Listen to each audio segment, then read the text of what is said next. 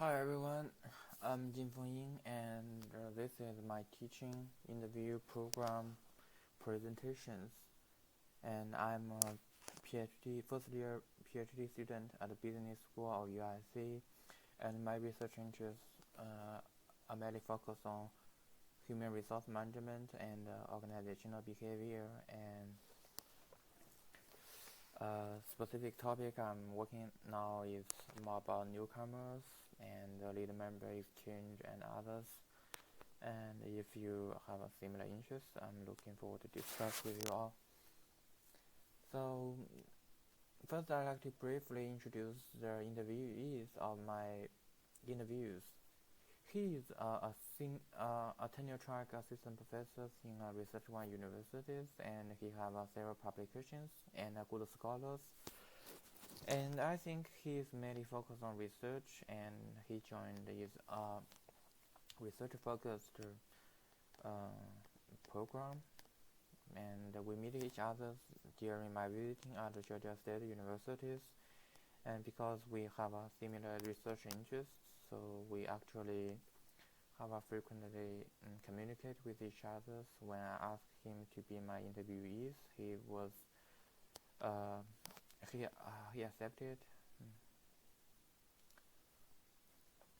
I asked him to for the interviewing for many reasons, and the main two reasons I think is that we have a lot of similarities. We have a similar knowledge structures, and we have a very similar experience.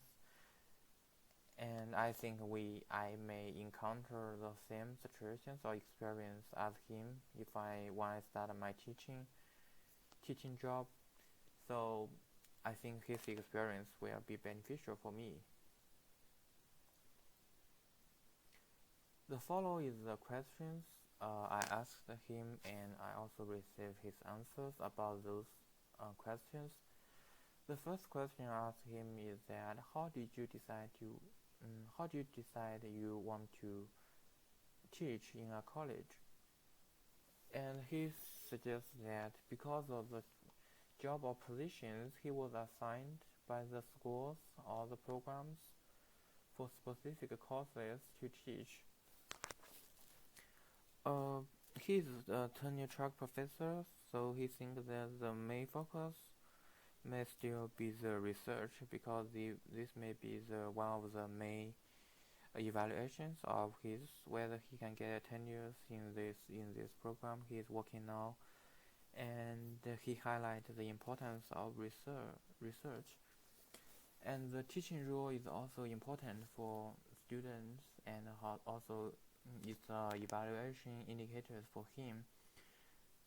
But he started the teaching is not because he is in he teaching rule is not his main rule. And my second question for him is that how did you get hired for your first faculty teaching positions? He thinks that because of the publications and the communication and experience skills are the two main reasons for him to get the jobs. He joined the program, or he got the job from a very well-known research program. So his publications may be the main reasons he got a chance to receive jobs. He covers several publications in the top-tier journals in our research areas, I think, and also he got several R&R papers in the similar areas. So I may think these are the reasons why he got a chance to be interviewed and have the job talk chance in these programs. And because of he have a very good communication and expression abilities, so he thinks that so it's better when he conduct a job talk and give up presentations. So the faculties and PhD students in that program can easily to understand what his research focus and why his research is important and interest. So this kind of skills experience increase his chance to get the position jobs, because this university is not a research or not a teaching focused program. So teaching may help, but but not as big as the publications in this specific job. Then I asked what the best way to engage students in learning. He provided me three key aspects. The first is that displaying the case and videos that students are interested in. So he highlights the cases and videos, which I also think it's important to be a good tools when we start our teachings, because it's easy for students to feel interest. And the second part, he thinks that generating a context for students to learn and feel by themselves is also very good aspect, because it can provide students chance to feel, and also it's important to provide a chance for students to express themselves about their feelings, perceptions, and understandings. Then he also highlights the importance to make your teaching contents close to the real life, because when it is closer to the real life, students show higher interest about to your class, because students may feel in a similar way.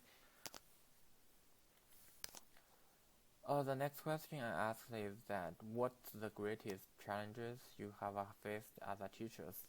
Because I think he faced a lot of challenges, not only because he is a new teacher, and also he is mainly focused on research. So teaching abilities may not his strength.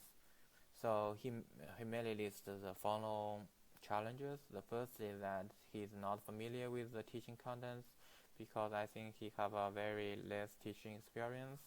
And second, he think he should be patient for when he design course is also a challenge for him, because there are many. He should design a framework, and also he should generate all the details about each classes. So it is time consuming, and he must be very patient for this, so can do a good job.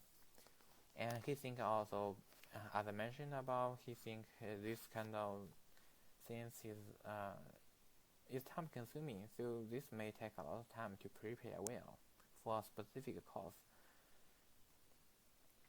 And also, when he does start his teaching rules, he is not that sure about the length and of the content for each course.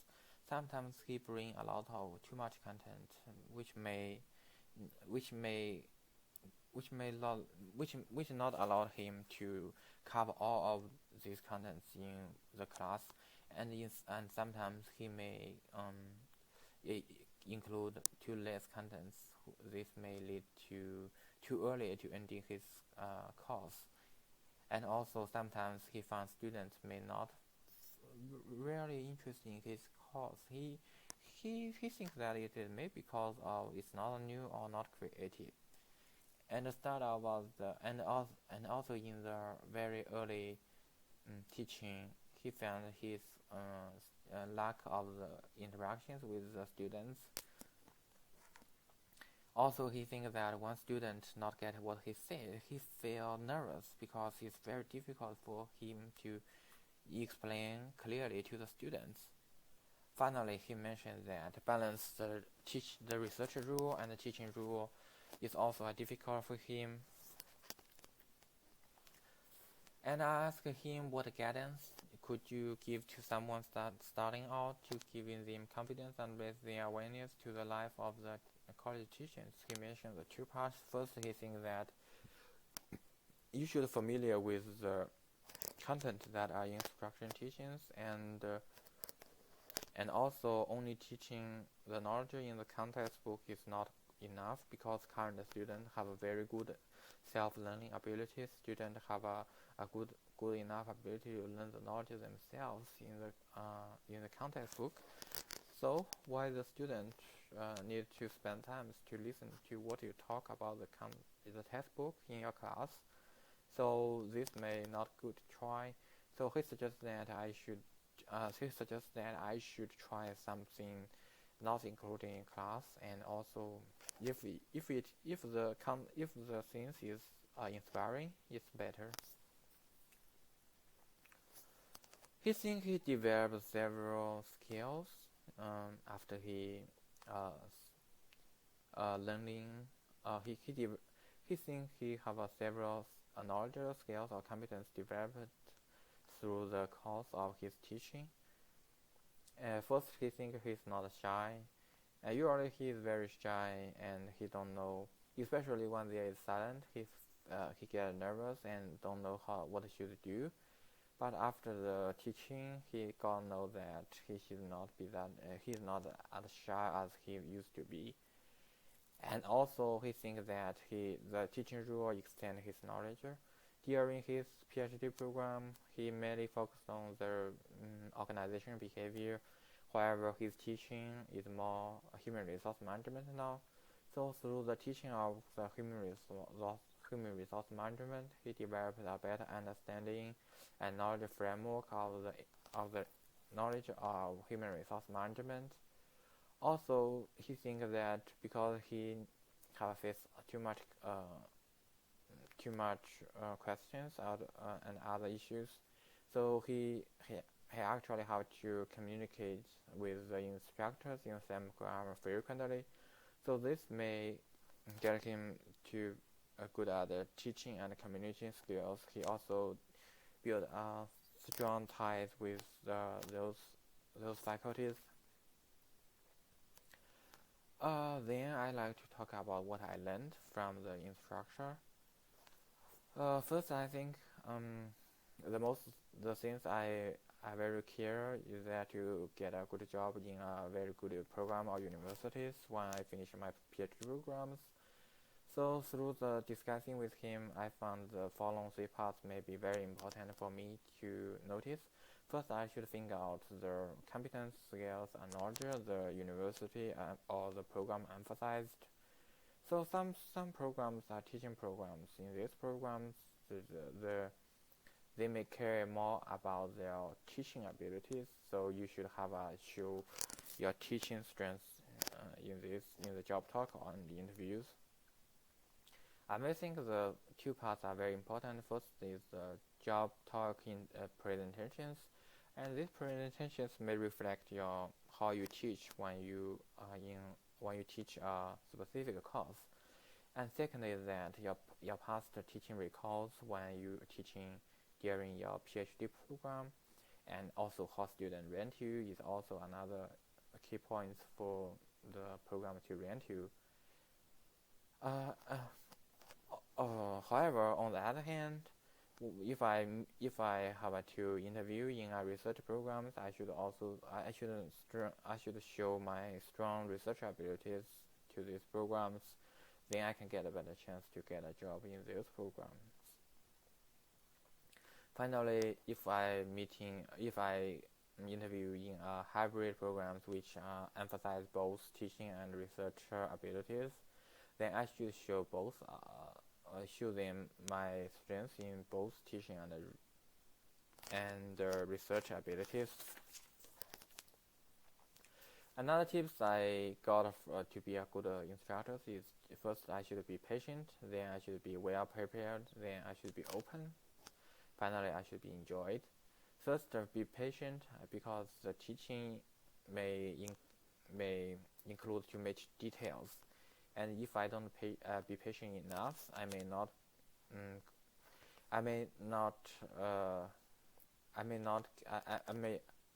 can't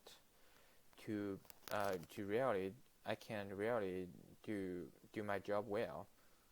And I think the second is you should be prepared. And I think be well prepared student can receive know and learn more from your courses. And it's instructors' responsibilities.